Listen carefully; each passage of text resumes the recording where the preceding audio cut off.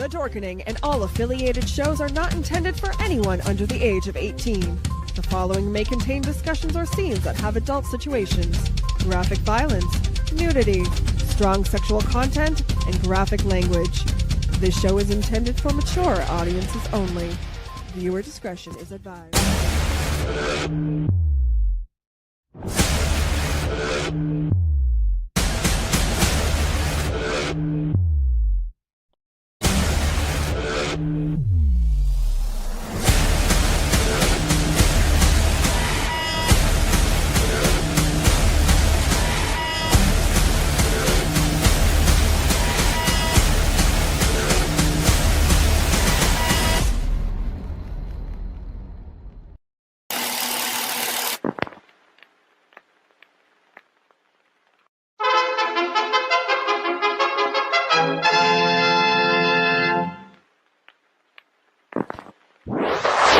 Persons under 18 will not be admitted.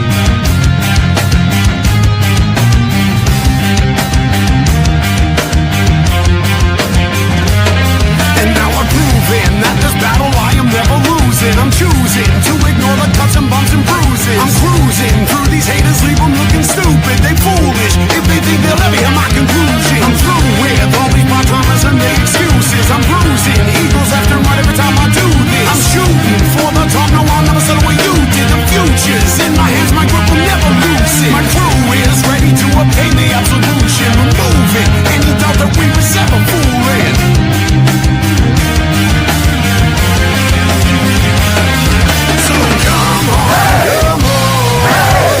Step it off, bring it down and lose it. Come on, follow us to the new revolution. Come on, step it off, bring it down and lose it. Come on, follow us to the new revolution.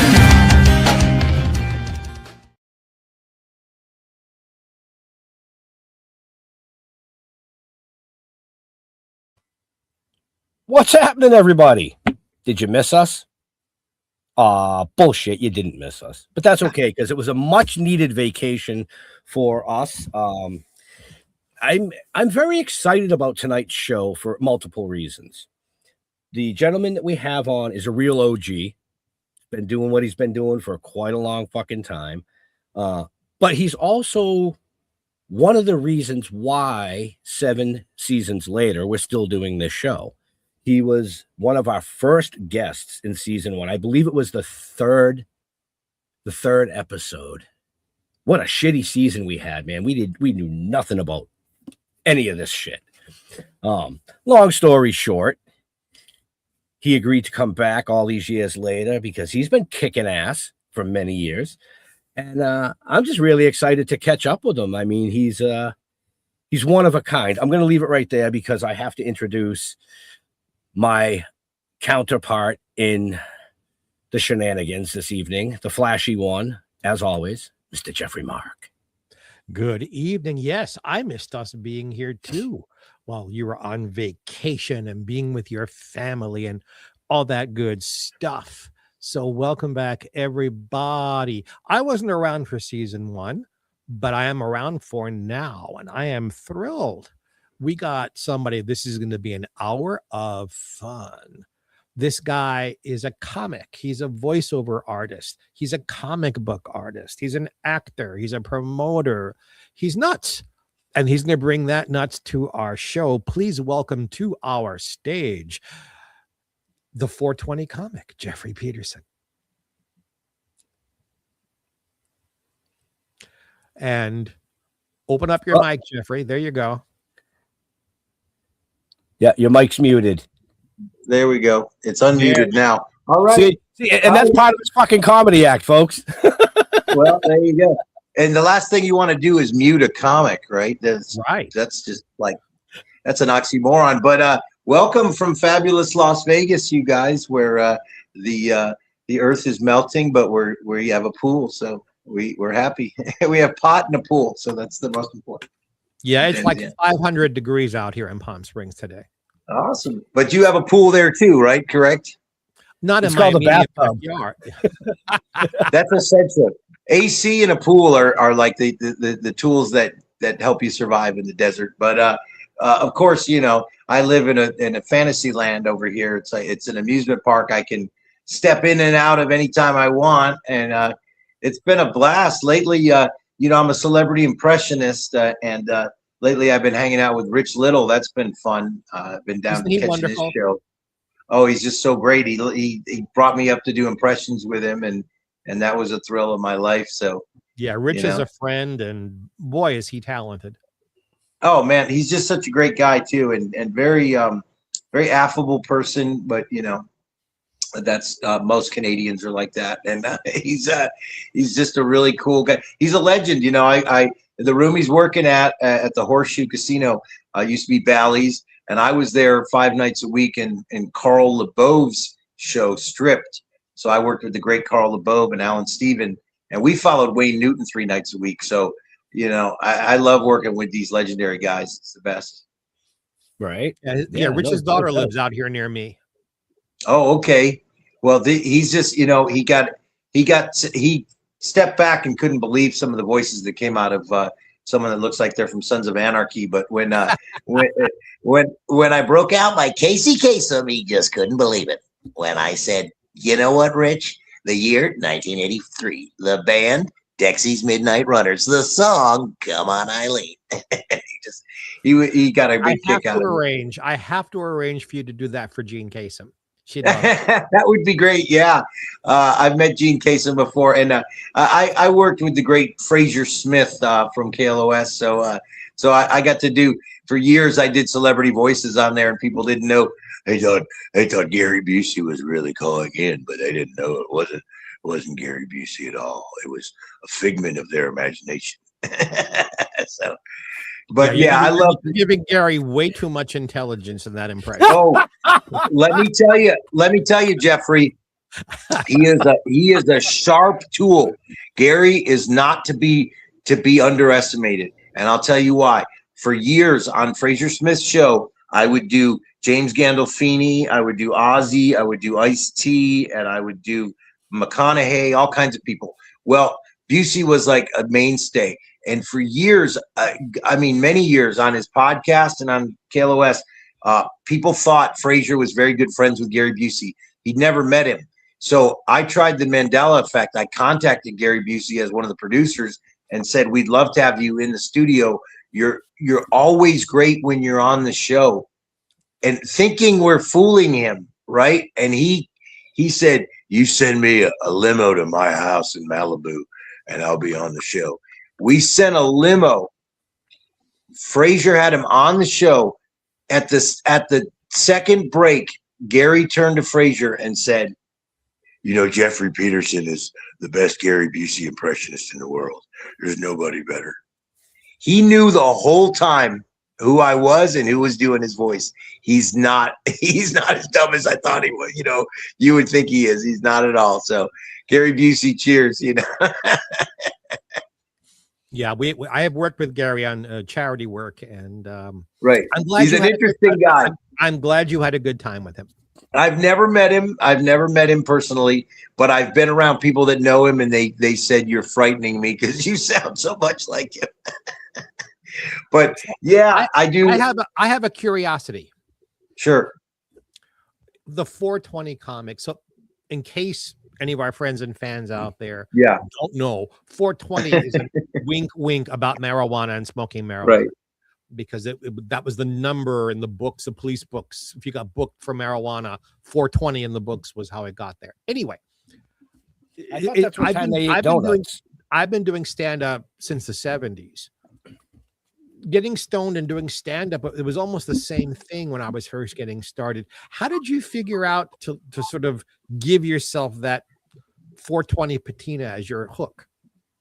Oh, it's very interesting, and I've told this story many times. I used to be a singer in a heavy metal band on the Sunset Strip for years, and we very successfully we were headliners, and we had in the era of metal we had labels ready to sign us, but things changed. The grunge era came in, and then I joined another band where in the rap metal era, and we got very popular. But after years of near success, I was told by so many people between songs how funny I am. Why don't you do stand up? And I was like, okay, maybe this is a way for me to still be a performer and not deal with the drummer bitching about something. So I tried stand up, and I got a job as the doorman at the Ice House Comedy Club, America's oldest comedy club, and much to my chagrin, they didn't care that I was a comedian. Unlike the Comedy Store, where you have to be a comedian. At the Ice House, they were like, we could give a shit, just watch the door. But when I started, I thought of being like Jerry Seinfeld, kind of clean. But my mentor, I met Vic Dunlop, who was from The Gong Show and Make Me Laugh. Vic was, the funniest human I've ever met. He told me, I don't know why you're pretending to be something you're not. You're a huge stoner. You should just be that guy. So that was part of it. And then, and Vic kind of got me on that little bit of a tip rolling. But when I met George Lopez, what happened was I met him when I was in a metal band, and I was LA famous and he was LA famous. We weren't famous because he would headline the Laugh Factory and I would headline the Whiskey or something like that. So we were both, LA famous. 10 years later, in 2003, I re-met up with George, and he said to me, "That's great. You're a comedian. What kind of comedian are you?" And I said, "I'm figuring that out." And he told me, "You need to be a pot comic. You need to be." He goes, "Because you're the biggest pothead I know." And he goes, "If someday Cheech and Chong will need to hand that mantle to somebody," he goes, "you could be that guy." And he goes, "But you got to stick to it like forever."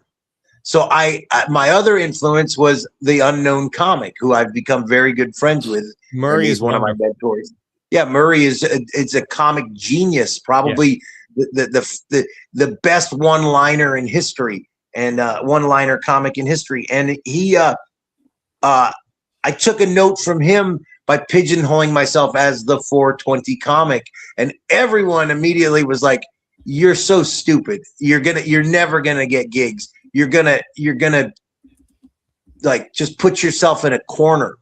And so for quite a few years at the beginning, people were like, "You should really drop that." And I was like, "No, I'm gonna stick to it." And I started doing things other comics didn't, like playing conventions and doing festivals that, taking it back to the 70s, opening for rock bands that nobody dared open for. They thought I was crazy. And a lot of famous hip hop bands. And so I kind of cornered that, like that nobody was really doing that. And I was like, hey, here's a market. And it was a good friend of mine, Johnny Sanchez from Mad TV, said to me one time, he said, "The good thing about you calling yourself the 420 comic," he goes, a lot of people might not know Jeffrey Peterson, but a lot of people know who the 420 comic is, even if they don't know what you look like. They've heard of you. And I'm like, wow, that kind of thing. It's so interesting, you guys, because I was doing a gig in 2013 with Louis Anderson at the Plaza, and I got the opportunity to headline because my buddy Warren Durso, he was out of town, and he said, headline my show.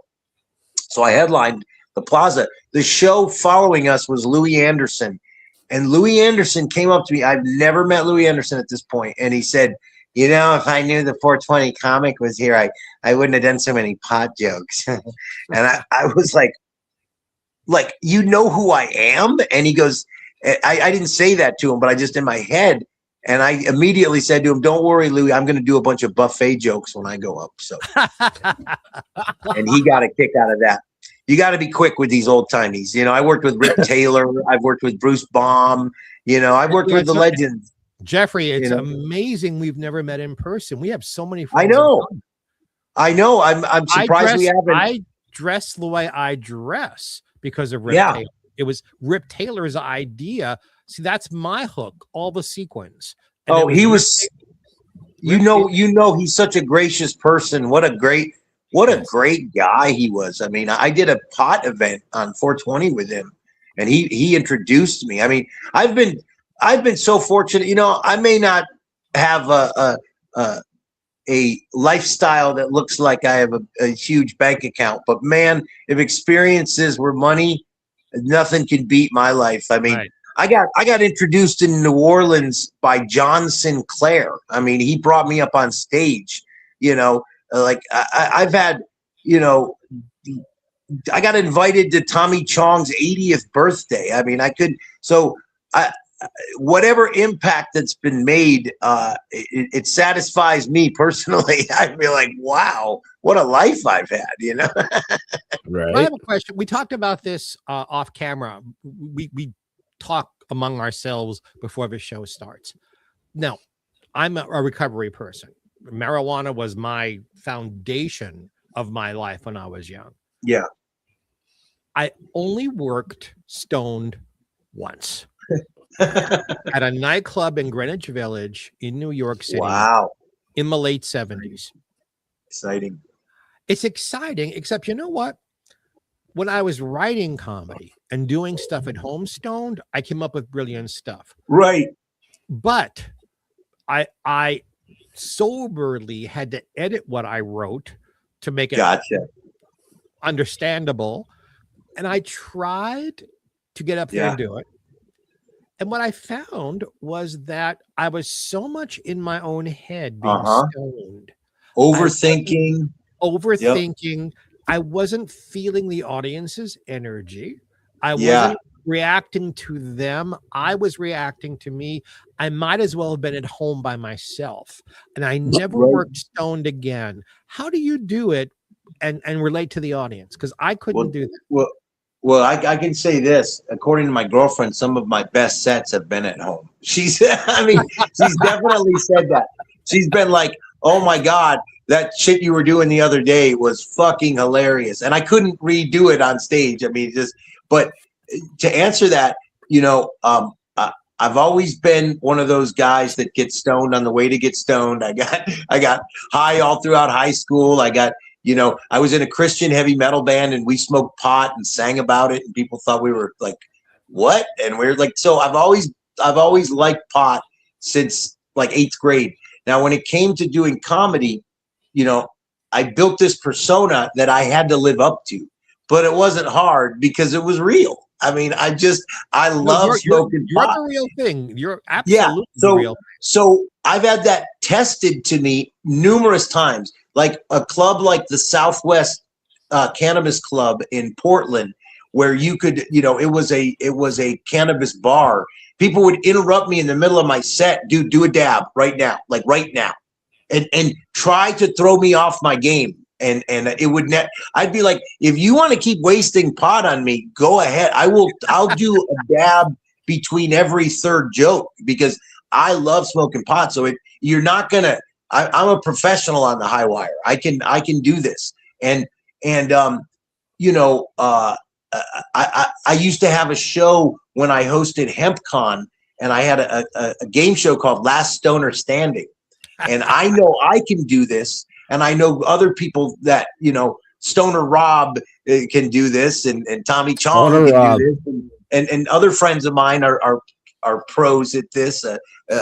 But you know, not everybody is. So I would play this game show where I would take comedians and get them stoned. Now someone has a show that kind of copied me, but I would get them stoned and then put them through the paces. And one of the paces was to tell jokes, and because a lot of comedians have never done that, and a lot of them failed. They were like, I mean, I've seen famous comedians. I saw Joey Coco Diaz once, so stoned he was like, I can't remember what the fuck I was saying. Oh my God, I shouldn't have ate that fucking brownie. What the hell was that shit? I forgot my act. I forgot my fucking act. And I've seen people disintegrate. The Lucas Brothers Moving, the famous animated series that depicted the Lucas brothers as stoners on the show. Well, when I lived in Denver, they were headlining a show on 420. And this was I think 2015. And they came to Denver. They're from New York. They got so high when they got there, they canceled their show by 420. They canceled it for the night. They said they can't do it. They canceled it. And the next day, and people were pissed. They wanted their money back. The next day, they went to Mutiny Information Cafe to do kind of a meet and greet to kind of address it. And I sat down with them and I said, why are you guys pretending to be stoners? I said, there's people like me that take this seriously. I mean, this is a genre for us. This is something that we don't just pretend. It's not something that we want to fit a mold by being a poser. We're not. It's real to us. Seth Rogen. Back when we'll get to Seth Rogen. Back when I was young, so many of the people I came up with were working stoned. They didn't tell the audience they were working stoned. They just went out and did it. And they would be backstage getting high before the going on. I couldn't do it. But I did get to watch a lot of very funny people fail because they were stoned. Yeah. And a lot of funny people do better because they were stoned. Oh, yeah. Yeah. Sometimes it relaxes you. For me, I do a lot of one-liners and kind of high energy impressions. So I've got to, when I do my show, my one-man show, Impression Impossible, I do 77 celebrity impressions. So your mind has to be very, in tune. You know what I mean? You can't drift. You've got to use the cannabis to be your catalyst, and you can't space off in any way because you'll lose people. Then they'll go, wow, you can't do this high. You know what I mean? Because I just helped my friend Lana Turner, the widow of Ralphie May. She has a documentary. And one of the things that happened also in Colorado was Ralphie May got up on stage and he claimed to be a big stoner, and he got up on stage and in the middle of his set, he said, I'm too high right now. I don't even feel like telling jokes. I'm gonna go back to my hotel room. And he walked off stage 20 minutes into his set.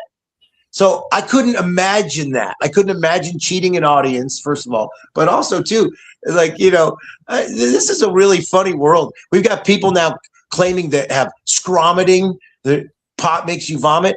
We have a term we use in the cannabis world for people like that. We call them pussies. Like, what the hell's wrong with you? Like, you're throwing up from pot? Well, how about this? Don't smoke it then. And definitely don't smoke it around me, because you throw up in my bong, I'm going to be pissed. But, oh my God, like people, oh God, how about this too? Like, I mean, I've seen celebrities say this, the potency of marijuana today is so dangerous. It's not like the pot in the 70s. It's deadly. It could get you so, like, just, why don't you go lay down and take a nap, you weirdo? Like, what's wrong with you? Look, he's getting all excited. He's dropping his phone and shit. Yeah, you muted yourself again. Oh my God. See, we're not muting him tonight, folks. He's muting himself. So no. You brought up a friend of mine, was Stoner Rob. Yeah. So yep. Rob's actually been on the show. He was on the show for an interview, but on New Year's Eve, we like to bring people back for like 15-minute updates. And he came back on a New Year's Eve. But next time you see him, just ask him, say, hey, I heard you did a show in Greenfield, Massachusetts. Yeah. And just see what he says. I will definitely do that. You know, the thing is, Rob was one of my proteges. I mean, I knew him when he was, Robert Martinez, and he came to me, and he and Medicinal Michael, who was just running for Congress out here, they both came to me and said, I saw what you did with your name. I'm going to change my name to Stoner Rob, and I'm going to change my name to me. So it kind of started a little bit of a trend, and right. These guys used to be my opening act and stuff. And so I think it's cool. There's strength in numbers. There's more, Mm-hmm. But I will say this: I was born in Manchester, Connecticut. I'm a New Englander in my soul. I still, to this day, Boston Freedom Rally. How have you never booked me once? I do not. When the King of Pot was alive, Michael L. Malta, my dear friend, he back in 2012 he passed away. But for years they said they were going to book me there to be the host, and it's like I'm from New England. You guys don't even you don't want me to host. So that perplexes me, Ben. I'm as a New Englander, I'm like, I feel like Jesus. Like they don't want me in Nazareth. Listen, you saw what we started with, like how we started with the first comic book that we did. Yep. That's how far back we go, and we've only been invited once. Yeah, it is weird. And I live fucking 30 minutes from there. The problem behind a lot of what I see is not just with the Freedom Rally, but with a lot of places is they don't want to spend the money to have people there. That's true. Even if you're a draw, and I mean, right. You're a draw in the New England area. We're a huge draw in the New England area. Mr. Mark's a huge draw out in the California area. They just, sometimes it's like, I'd rather spend $180,000 and have Cheech Marin here. Yep. Yeah. Well, they do that. They try to do that stuff. Me. Yeah. It's, I've known a lot of cannabis events have, cause like I said, I kind of led the charge for that years ago. And because of that, I've worked with like so many famous bands and stuff, but I've noticed a lot of these famous, a lot of these cannabis festivals, they're not being able to afford big names anymore. So they'll present it like it was, but you'll go, I don't even know who any of these people are. They're not famous. And I've always. Do you think, Jeff, maybe because of the legalization and kind of sort of normalization of this, that being a pothead isn't as glamorous as it used to be when we were younger? It really has to do with the Generation Z, for a lesser part millennials, but mainly Generation Z. They don't care about pot. They don't like it. They don't. I got a drill that said, like, they keep doing just with the scromiting too. They keep having like memes and stuff, and doctors saying that teenagers are becoming addicted to cannabis, and teenagers are like, the pot is so strong. Guess what? I know a lot of teenagers. They don't smoke pot. They think it's for old people like us. So they look at it like I'm not going to smoke pot. That's what my grandfather does. They honestly don't. And even though they try to, sell it like young people, it's still a thing to them. It really is not. They prefer to do vape nicotine with flavors and pills and any other weird hallucination. They like VR stuff. They're not even having sex. Teenagers aren't even having sex. That's a fact. That is a fact. They're not even interested in sex. They figured out, first they went from like, do I take a guy or a girl to the prom? I don't know. Do I take both? Do I take one of the other? Do I take someone in the middle? Now they're just like, I give up. I'm not even going to prom. I'm not even going to take it. I'm not going to have girlfriends or boyfriends or anything. They like, young people they're not in relationships. They're suffering from dry dick, is what they're suffering. Yeah. Well, and also too, they're just literally up here. Sex starts in the mind. They're not interested. They are. That's what I keep saying about the sex robots too. You know, man, technology. Yeah, the sex robots are coming. You know, and you're gonna see people dating robots very soon.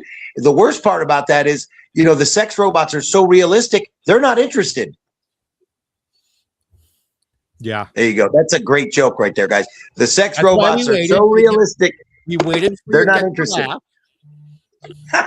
I know what I'm doing. I know how to time comedy. Anyhow, no, people don't realize speaking of, we make fantasy comic books and stuff, and people don't realize, because I'm a huge sci-fi guy. I read a lot of Philip K. Dick and a lot of Bradbury and Ellison and great, the greats. And they predicted all this stuff. And what's crazy is people do not realize the wave, the tsunami of robots that is about to infiltrate our world. Like, they can't even fathom it yet, but very soon, in a blink of an eye, you're going to see robots everywhere. I mean, in Vegas, we already have the Zooks taxis. In LA, you have the little R2D2 delivery droids. So they're going to break out the humanoids real soon. Pretty soon, Earth is going to be like Krypton. And look what happened to Krypton. Exactly. Here we go. But see, the thing is, though, Jeffrey, is I believe we're in a simulation, like Philip K. Dick said, and I believe that we are in a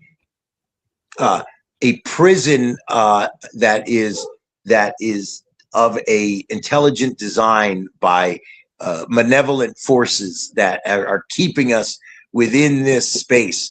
I mean, even when Bill Nye, the science guy, who's an idiot, even says, we can't leave this system. We cannot leave this system. It's, it really is true. We're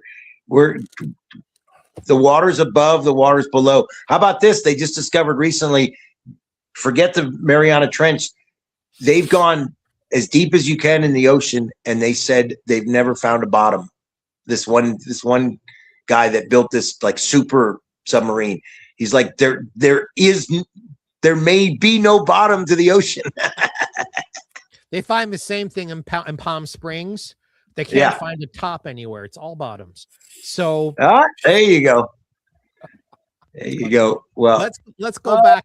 Let's let Ben choke for a moment, and then let's talk about comic books, because I am such a comic book fan, and Ben and Jeff and you have produced some wonderful stuff, and then I'm an enormous Silver Age Superman fan, and an expert. I mean, in books talk about my being an expert, so I guess I am. Yeah. But I would love to talk about your comic book work. And I already know I don't have to ask a question. I'm giving you a topic. Go. Oh, the topic as far as comic books go. You and comic books. Well, me and comic books. I have always gravitated toward really epic heroes. Conan was one of my favorites. Thor was one of my favorites. John Carter, Warlord of Mars. So I've always liked those kind of like sword slinging, tough guys in comics. Especially when you take them like a fish out of water, like the What If Conan Walked the Earth Today type thing. How that was never a movie, I don't know, but and I've always liked gaudy, over the top superhero costumes. I love superheroes. I've always, ever since, I think the first superheroes I liked were the Mighty Heroes, Ralph Bakshi's cartoon, Strong Man, and Diaper Man. When I was a kid, I really liked Diaper Man a lot. Yes. So then anything superhero-ish, I really like. Hong Kong Phooey. I mean, he's what an odd choice for a superhero. You're showing your age now, sir. Oh yeah, well, I think we all are, because I grew up with all the same shit. And I come from an animation family. I was raised by lesbians in the 70s in the hood in LA, and so my Saturday mornings were like devoted waking up super early and catching my favorite cartoons, and which they still hold up to this day. I mean, I love all of them, and but yeah, my Saturday morning was till at least like 11 or 12. I was hooked from like probably 5:30, 6 a.m. Yeah, about 6 hours each Saturday. And then I would go, and then from there around noon, I would go to the, on Saturdays, I would go to the newsstand in Los Angeles and get the comic books that I saved my money for that week. I'd get like 3. And me and my friend would always piss off the bookstand guy, because the newsstand guy, because we would spend about 2 hours trying to decide which ones we wanted. And we weren't allowed to open them, so it was by cover only. And we were like, gosh, oh my God, which one should I get? Oh my God. And he'd go, would you just hurry up and buy them and leave? Every week, every Saturday. Yeah. So I love comic books. I'm older than you guys. The very first comic books that came into my life, the selling price was still 10 cents. So I go all the way back. I started reading comic books in 1960 or 61. And I got hooked. The Adventures of Superman was on every day in New York, 5 days a week. And between the TV series and the comic books, that's how I learned to read and to love reading. Yeah, the TV series was great. The Fleischer Brothers animated stuff was just I mean, to this day, just like astounding. People look at the Fleischer Superman stuff and don't believe that it was all drawn by hand. Oh, yeah. They didn't have anything else back then. Well, you know, I came from an animation family. My aunt created Baloo the Bear for the Jungle Book, and she did the character design and worked on a lot of those Disney movies, Aristocats and a bunch of other stuff. And then Filmation just like dominated like Saturday morning. And so when I was a kid, my brothers and I, my 3 older brothers and I would, you know, during the summer, we would go hang out there. So only 2 of us were interested, and we would stand there and watch them make Fat Albert and Tarzan and Star Trek. And we were just astounded. And then to meet Lou Scheimer, I mean, you know, look at that. He-Man is like the #1 movie. That wouldn't happen without Filmation. That was, you know. Scheimer and Prescott were very, very important to the canon. And Jeff Holman, we love you. We saw the thing. Thank you, Jeff. Yeah, and they were you know, I mean, what a guy. I mean, he was putting Black characters and Asian characters and Hispanic characters in cartoons way before anybody. He always included people. He was a really genuinely nice guy, and he had always had moralistic tales. So I, you know, I've said this before. Filmation made me the man I am today in a way, because Sure. Finish your thought. Go ahead. When I turned 17, they got sick of me watching, and they said, "Here, take a pencil." So I worked on She-Ra when I was 17, 1 episode. Comic book geek to comic book geek. Yeah. When I was young, and even when you guys were young, comic books had a canon. It had this was the world of whichever character you were reading. There came a point first for DC, and then they all did it, where they just kept reinventing the characters. Like every 2 or 3 years, they'd throw all the canon away. And okay, now, you know, Jimmy Olsen has red hair. Now he has black hair. Now he's gay. Now he's straight. Now he's a donkey. Oh, yeah. Steranko's Wonder Woman. Steranko's Wonder Woman is one of the best examples. How do you feel about that? Where they just change everything?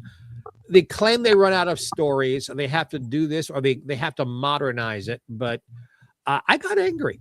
I pretty much stopped reading comics because of that. I'm a purist. I like, you know, like I said, I like gaudy costumes. I like my characters to live. That's what I hate about the present Marvel movies, the Disney versions of Marvel movies, and quite a few even DC movies is I like the costumes the way they were. I don't really I don't think you have to really, you know, update them. They always make everything so dark to try to be realistic. They think just make it black, that'll look realistic, and it doesn't. It just looks like you're trying to blend in, and you're clearly not at all. Like you're not. I mean, they shortchanged us on so many characters. I mean, Black Widow would have looked so much better had she like really had red hair and the bullet bracelets and the bullet belt and like looked like and spoke like that. Spoke like, you know, with a Russian accent. That would have been sexy. I mean, and cool. But they don't. They always like, what if that could have been Marvel's Twilight Zone? Had they done it correctly, it would have been like a Black Mirror. They could have gotten big celebrities and great actors to play the already published great What Ifs. What If's my favorite series from my favorite comic book series. And they just, what they did was, because I was an animator and I was specifically worked with voice actors, they looked at their roster of people they could pay, and they said, let's write stories around them, around who we could get, not let's get great stories and bring them to life, you know. And I mean, the first episode, you see the Watcher, he's a white guy. By the third episode, he's become black, and you're like, well, wait a second. Are you going to even address that? I mean, that's just weird. Don't be weird. I mean, no one has any problems with, you know, certain stuff, but like when there's so much subterfuge, there's so much sneaking stuff in that I hate. And really, the Disney game plan is to reinvent all the characters from Marvel so that Marvel doesn't own the rights anymore. So it's really Disney characters now. And Warner Brothers with DC is pretty much doing the same thing. You're talking about the dark costumes. All right. Yep. A 6'3", incredibly muscular human being is wearing the tightest skin tight costume and tights they can wear. There is nothing realistic about that. That's the point. It is exactly realistic. It's over the top. You want them to be, I mean, that's what I like about The Boys. Like Homelander just steps right out there. He doesn't give a crap. I mean, I love that type of stuff. The audacity of being a superhero. You have to be, because like Watchmen really, you know, obviously it's like one of the best ever, you know, depictions of what, you know, realistic comic book heroes would be like. And so like when the original Night Owl is saying, you know, well, the bad guys were wearing costumes to try to be silly. So, hey, we thought we'd costume up too. And that's really what it is you're supposed to wear a costume that a villain would laugh at right before you knock his teeth out. You know, there's a wonderful little bit of dialogue from one of my favorite stories of all time, For the Man Who Has Everything. It was a Superman story. And folks, all you need to know is that there's a fortress of solitude. It's located in the Arctic. It's freezing cold. And Wonder Woman, Batman, and Robin have come to help Superman celebrate his birthday. And they're trying to get inside the fortress. And Wonder Woman is wearing next to nothing. That was her costume, next to nothing. And she says to Batman and Robin, oh, you boys must be getting cold. And Robin turns to Batman. She's wearing that, and we're getting cold. And Batman looks at him and says, superhero, and keep clean thoughts, chum. I loved that they themselves understood that they were not normal and not average, and this is a fantasy. Right. And, you know, here's something that someone brought up. You're going to dig this. The new Supergirl, which is, people are having a hard time. Like, there's nobody that loves Australian actors more than me. Trust me. Chris Lilly is, I think, the funniest person on earth. But this choice for Supergirl, you know, she looked okay in the Superman movie, but she looks so weird in this. I haven't seen it yet, but someone pointed out, they went close up, she's got pierced ears. How on earth did those ears get pierced? You have bulletproof skin. The only thing that could pierce your ear would be kryptonite, and that would practically kill you.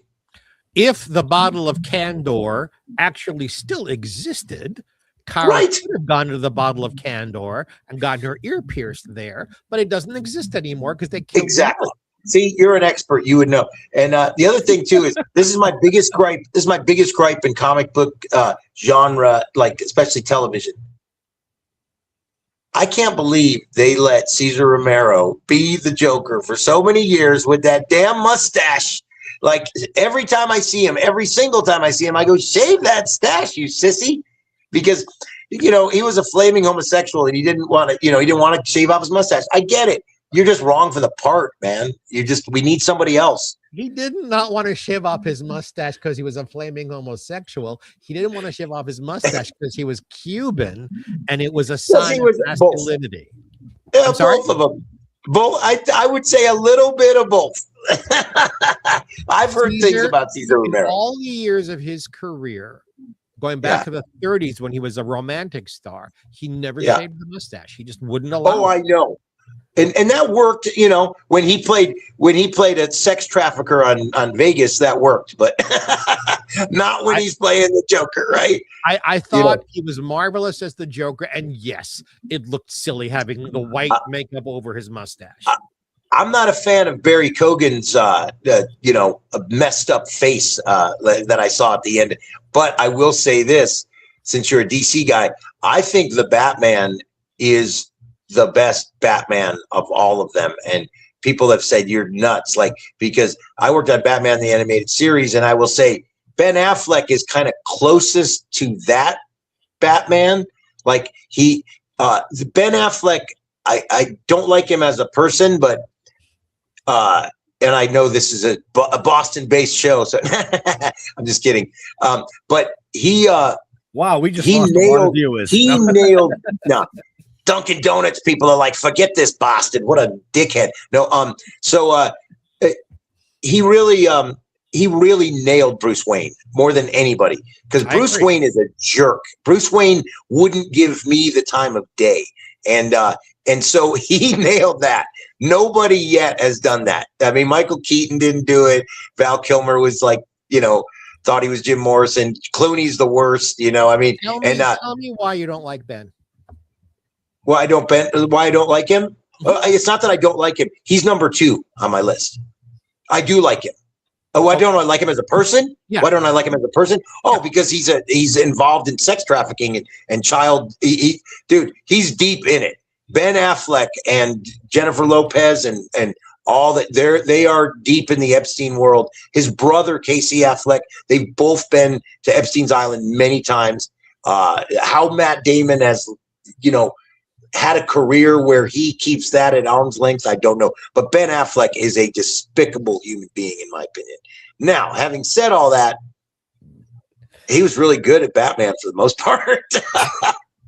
But I think Robert Pattinson nailed it as Vengeance. Oh my God, he was just so I really liked his portrayal of Batman. Did you? So I want to segue here. Go ahead. I want to segue here because we're talking about comic books, and which is great because I love talking about comic books. But there's one comic that we haven't talked about yet that we really, really need to talk about. Which is what? Mine? This one right here. The Legend of Mean Green. Yeah. And if anybody knows, Mean Green is a legend. He passed away and sadly in 2022. He, the Boston-based magazine, Greenleaf magazine, was planning on putting me on the cover in 2022. I was so excited. I didn't even, more than High Times or I wanted to be on the cover of a New England magazine that really represented, my roots. And so my friend Darren passed away. Mean Green, who was a legendary hip hop artist and started the Los Angeles Turf Market, a real legend.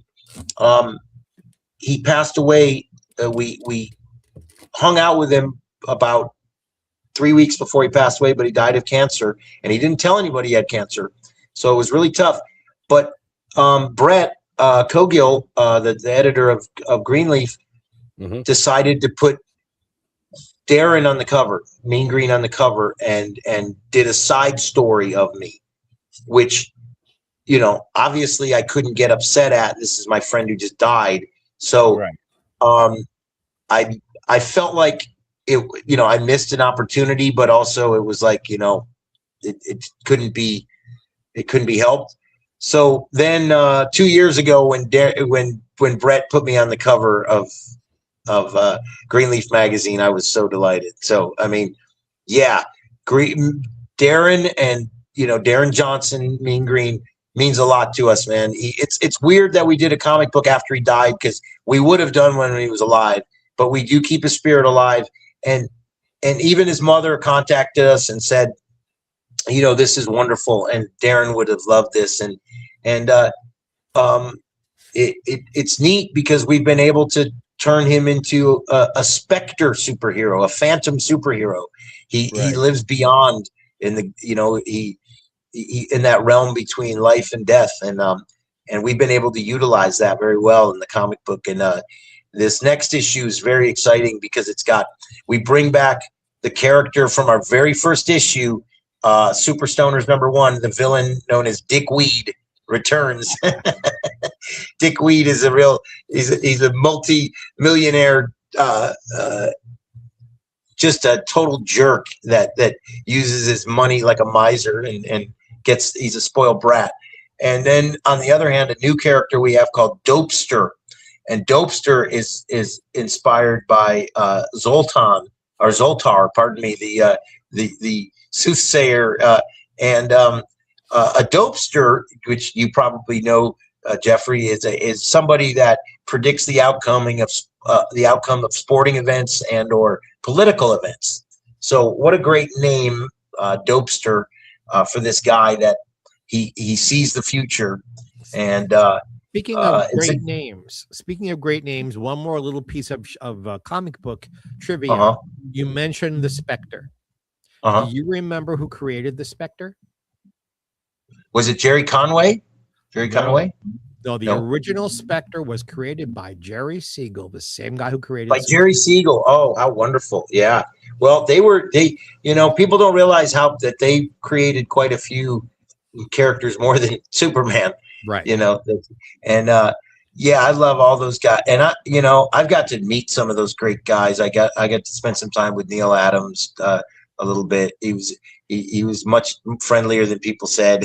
Yeah, I was wondering I've always heard all of this stuff from people negatively about Neil socially. I didn't find it that way. And I don't know. All right, good. We agree. He was pretty serious, but he wasn't, you know, Jim Shooter was a really great guy. Jim Shooter, I did a comic book signing at Mile High Comics in Denver, which was already a thrill. But Jim, when you're a signer, you can go up and talk to anybody, as you know, Ben. The barrier of fanboy is broken, so I can go walk up, and because they go, oh, you're just like, you got a table too, you're a signer, so they don't look at you the same. Like, you know, Lou Ferrigno, I could say, hey, I worked on the Hulk with you, and he was like, oh wow, like I didn't have to give him $50 to do that. So Jim Shooter, when he found out that my comic books were cannabis themed, he really liked them, and he said, let me tell you, he said back in the day, in the early 80s, High Times and Marvel were very close to each other, like in proximity. He goes, and a lot of the High Times guys were comic book nerds, and a lot of the Marvel guys were big stoners. He goes, we would have parties over at High Times and little parties over at Marvel. And he goes, we had a kind of a little mutual love affair, like with High Times. And I was like, who would think that? So Ben, guys like you and I, like we're just falling into place in this natural, you know, thing. And, pretty much. Jim Shooter was amazing because for those of you who don't know who he was, he started off as a fanboy at DC Comics. And he sent Mort Weisinger entire homemade comic books using the characters that Mort edited, and Mort hired him. His very first comic book, he created Princess Projectra and Firo Lad and Karate Kid, and he was 14 years old and used the money he made at DC Comics to help support his family. Eventually, he ended up running Marvel Comics. Yeah. Just the man was just absolute genius. Larger than life guy too. He's like 6'5" or something like that. And I've been so fortunate to not only meet but become friends with some pretty notable people.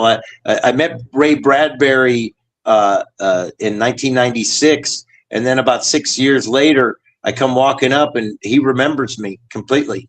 And I mean, I became friends with George Clayton Johnson, who co-wrote Logan's Run and some of the best Twilight Zone and Kung Fu and Star Trek episodes. And so if I meet people like that, I kind of gravitate toward them and don't let them go. I've been friends with Jeff Dowd, the real dude, from The Big Lebowski for many years. And but you got to take a bow for this, because that so many people react to you that way.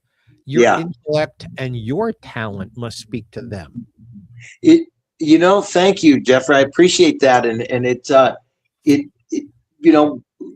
like my time with Rich Little 2 weeks ago, hanging out with him. I just saw him like 3 days ago, but when he brought me up to do impressions, it's like, that was so not only generous of him, but he saw the bigger picture like this, he saw through my veneer and saw that I'm a talented person, and he wants to, exploit that and in a way that benefits me, because the neat thing too is I explained to him, because I'm a real rocker guy. I dress like a rocker and always have been. No.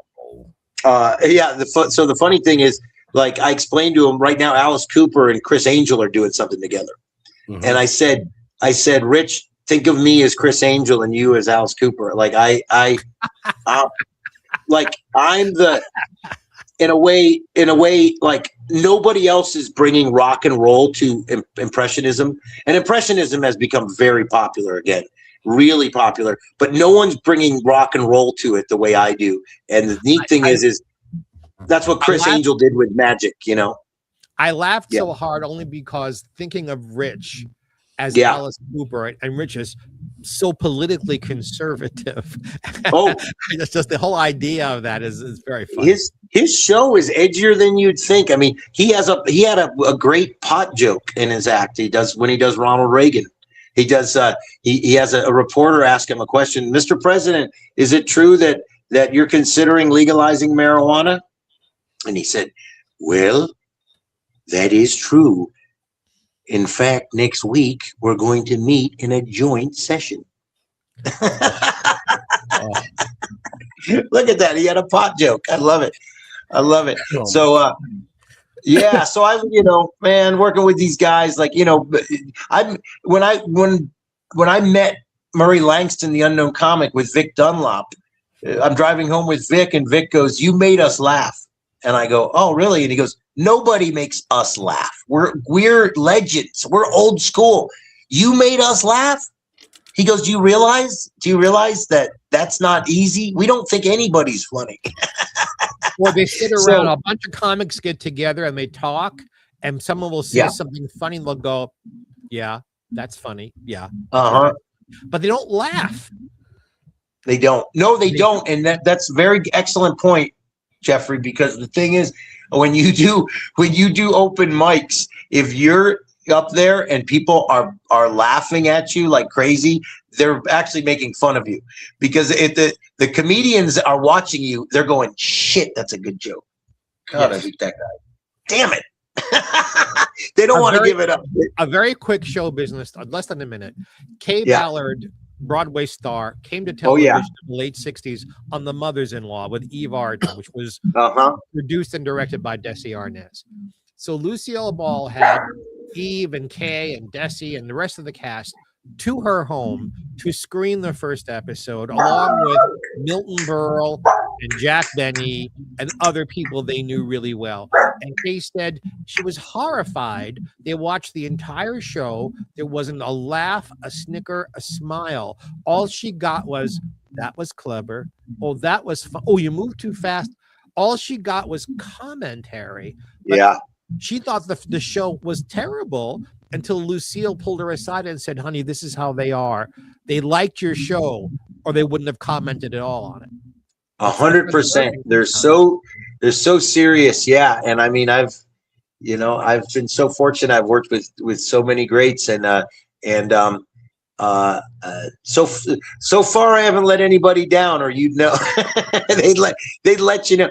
That's what's great about comedy, is if it doesn't work out, they show you the door pretty quick. They're like, you know what, this maybe isn't for you. I mean, the biggest break I got really changed my career in 2007. I'd only been doing comedy for 4 years, and I was by no means ready to be a headliner, but Garrett Morris from Saturday Night Live made me a headliner at his comedy club, and he believed in me, and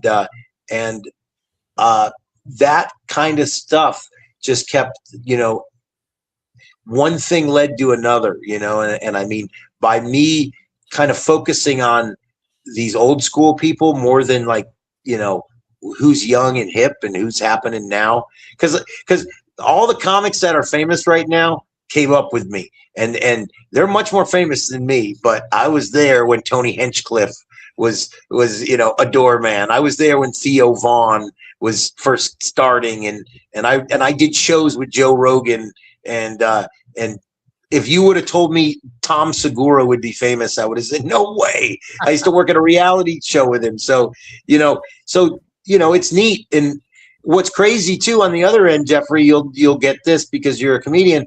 People are shocked that they're like, wow, you're still around. I've been doing this for 23 years. So I just headlined the Ice House Comedy Club, which was a huge, career achievement for me because I started out there. So the headline was a big deal. My friend Craig Robinson came to visit me, and I used to see Craig, in the trenches when there'd be 11 people at his show. So he came by to just wish me luck and to tell me, that he's still thinking of me. That meant the world to me. So, and I hadn't seen him in years. So that's what kind of thing comedy does. You get to. Did you ever have an evening or a show? Isn't she beautiful? Yes. Just beautiful. Yeah, right there. Wave. Say hi. So we have the amazing 420 comic on the show tonight, folks, and one of my superstars, my granddaughter Lila, said, "No, I want to say hi." I said, "Come on down." She put the earbud in her ear herself. 3.5. Put the earbud in so she could come say hello. Lila, you're looking very pretty. You're looking very pretty. Can you say thank you? Thank you. You're welcome, sweetie pie. You got a cool grandpa. I could tell. Am I a cool nano? Yeah. Okay. All right. And I think she's got talent. I think we're going to be seeing her performing sooner than later. Oh, that's great. Well, that's great. Well, I'm very fortunate. I've really enjoyed doing comedy and making comic books. Did you? I was starting to ask you before Lila joined us. Okay. Have you ever had an evening working in front of an audience where, for whatever reason, you flopped? Did you ever have an evening where it didn't work? Oh yeah, and if you say you didn't, then you really haven't been doing comedy very long. And sometimes it happens in the oddest of circumstances. I was doing an event for Los Angeles Normal, the National Organization for the Reform of Marijuana Laws, at the famous cannabis defense attorney Bruce Margolin's place, and it was the cannabis movement of the West Coast there, right? And they had just been talking ad nauseum about legalization and stuff. And I would do events where Jack Hare would say, "Okay, we've talked enough about legal stuff. Jeffrey, go be funny." And then they would tell me to go be funny, and I was like a court jester. Most of the time, it would work. Most of the time, I'd go up and da da da da da, and I would just turn everything around into people laughing now. Well, this time they were still so serious thinking about, reform laws and this and that. They were not in the mood for somebody, making fun of of pot and the way I do. So I bombed hard. Nobody was laughing. My friend Lou Dog from the band Cottonmouth Kings turns to me and goes, "Dude, you're bombing." I go, I know. But it's been worse before. I did the Million Marijuana March in Lambert Park in South Central Los Angeles, and I'm on stage in the middle of the day, and there's a bunch of black people, watching me, and they're going, "Do you know where you're at?" And I go, "Yeah, I know where I'm at. I grew up right down the street." I said, "You remember that one white family that wouldn't move out of your neighborhood? Hi, I'm Jeff." And so at the end, I won them over. It's like, you just got to believe in what you do. And the biggest thing you got to do is have fun. You got to really enjoy what you're doing. If you don't, if I can laugh off an audience not enjoying me, I could be like, "What's your problem?" Because I'll even mess with them. I'll be like, "Obviously these jokes are too good for you people," or something, So, but yeah, I mean, I'm swimming with the big fish out here. I performing in Las Vegas has always been kind of a dream, and now that I'm in the latter part of my career, this is where I want to be. I'm not really into touring and all that. If the situation is right, I'll go, but I love doing comedy here and being back in my bed with my bong and my dog next to me by 11 p.m. Well, you brought up a good point. You've had this wonderful career. You're still having it. But these days, you got a lot of fans out there. And then today, because of our large audience, more fans.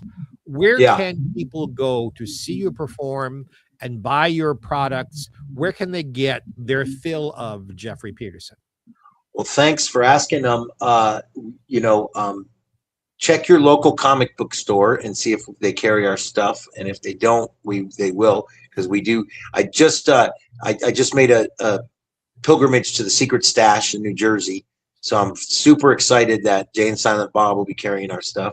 So you can find me on the social networks, Instagram and Facebook, and it's easy to just look up the 420 Comic, and I'll come up. And I also have a YouTube page. But as far as seeing me live, in general, I will have a residency out here in Las Vegas fairly soon. I've had some great residencies out here. I was the first comedian to have a residency at a dispensary at Planet 13. I had a residency for 2.5 months. And then I had one at the Nerd Bar on Fremont Street. And on Fremont Street, they had my billboard every 3 minutes with a big pot leaf behind me. So little by little, I'm integrating cannabis comedy into Las Vegas, and it's only a matter of time before my show Impression Impossible finds its residency home. But in the meantime, let me know. I'll come up and see you. Great, and Jeffrey, I'll make a trip to Palm Springs. That's a no-brainer. But Ben, man, to you and Jeff, man, so great proud of you guys. And I've always thought of someday doing a crossover with you guys somehow, and that would be great. But we're part of a special genre of a subculture of cannabis themed comic books, and I've told people there's a lot of great people who've been doing this for years. Vern Andrew with Captain Cannabis, Jim Stewart over in Scotland. You guys. We have 37 issues in print, and